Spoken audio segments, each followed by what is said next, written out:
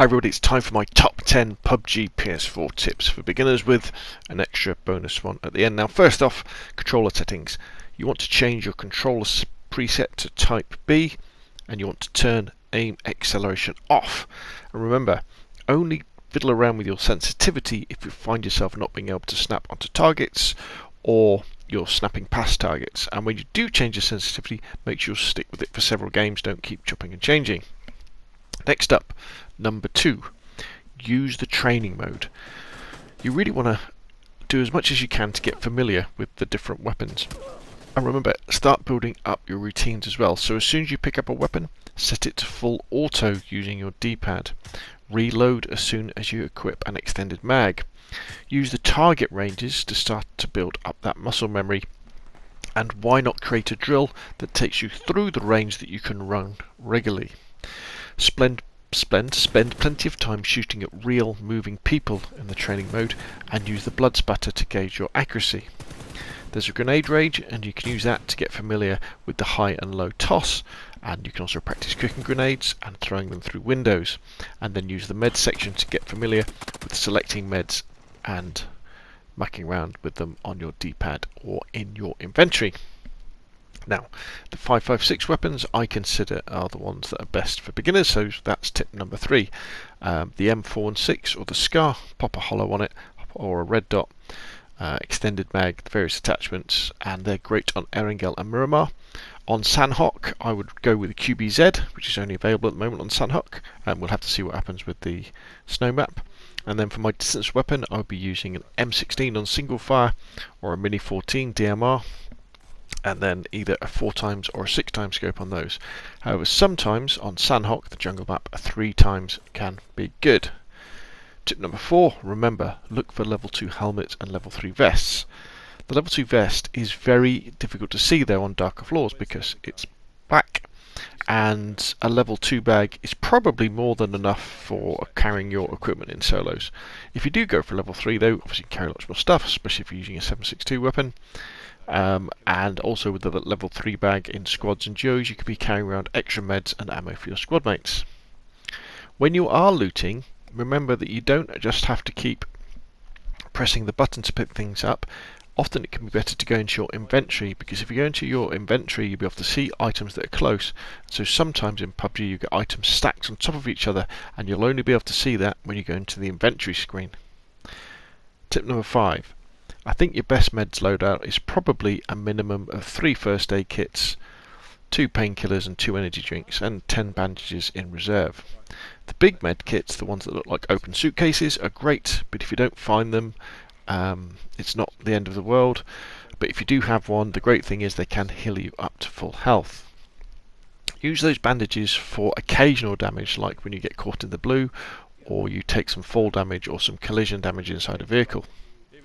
The painkillers and energy drinks are there to heal you slowly back to full health, and remember that 1 painkiller and 1 energy drink will completely fill your boost bar, which will then start to heal you faster.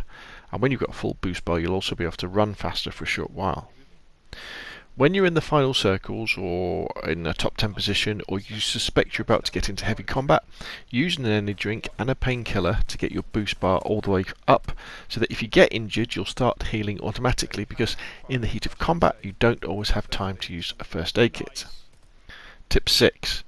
Only pick up frag grenades and smokes. Ignore molotovs and stun grenades. You do this so that you don't get confused in the height of battle about which throwable you're about to equip, because the frag and the smoke look very different on your selection screen when you're using your D-pad, but the stun grenade doesn't. Now, frags are really good for getting enemies out of cover or to throw through windows, and smokes are really good for creating cover so that you can move across open ground, or to protect your retreat, or to even throw on top of a knocked squad mate so you can revive them. I'd say really you want a minimum of 2 frags and 2 smokes. Tip number 7. Practice real gunfights by dropping hot on the major towns that fall under the plane's flight path, such as Picado, Hacienda, School, Military Base, Military Power, Boot Camp, Paradise Resort, etc. Drop hot, grab a weapon and go looking for kills. Now, let's talk about the strategy and tactics to get you into the top 10s of PUBG matches, and then if you're lucky and play plenty of matches, you'll get chicken dinners. First up, remember PUBG is a survival game. You win by surviving until the end, and the best way to do this is by getting as far away from the flight path as you can and avoiding those early gunfights. On Erangel and Miramar and perhaps the snowmap Vikendi, when we get it, the best option is to jump along a road, jumping far, find a vehicle, then drive even further away from the flight path so you can loot in safety. Then use that vehicle to drive back to the edge of the first circle, then to the edge of the second circle, then to the edge of the third circle. Just be aware, especially if you're having to drive back along the flight path, that there could well be people around these compounds hiding and waiting for you. So look for those telltale open doors and avoid those areas. When you get to the third circle, you've then got to make a decision, and it all depends on where the fourth circle is. If the fourth circle isn't too far, now's the time to proceed on foot, so you're reducing your noise envelope.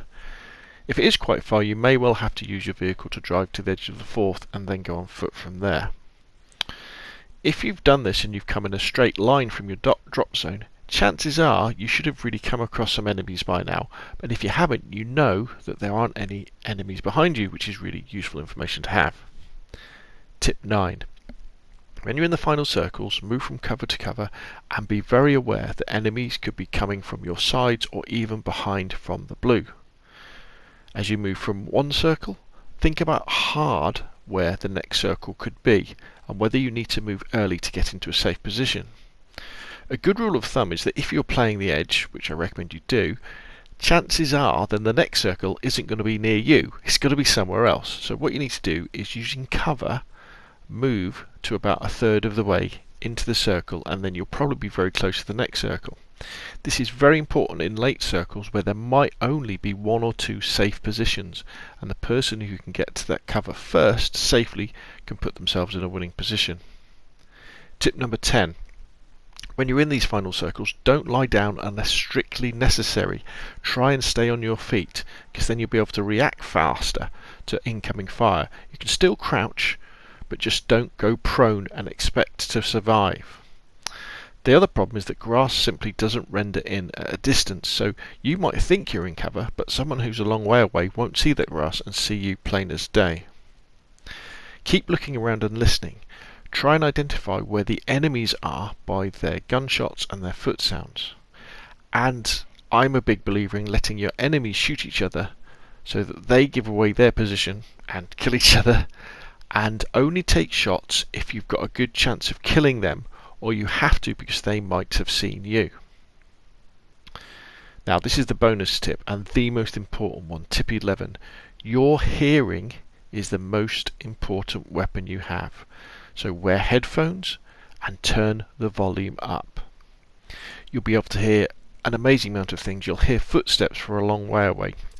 You'll hear people loading weapons in the room next to you. You'll hear them drinking energy drinks, and you'll hear vehicles approaching again from a longer distance away. And while it's often true that in a gunfight the player who fires first usually wins, it's always true that the player who hears his enemy first usually wins. Because when you hear somebody, you'll be able to put yourself in a better position to ambush them. And as your PUBG progression advances, you'll realise that in PUBG, position is everything. Okay, so there we go. There's my top 11 or top 10 with the bonus tips for PUBG PS4 for beginners. If you've got any questions, please put them down below. Thank you very much for watching, and I'll see you again soon.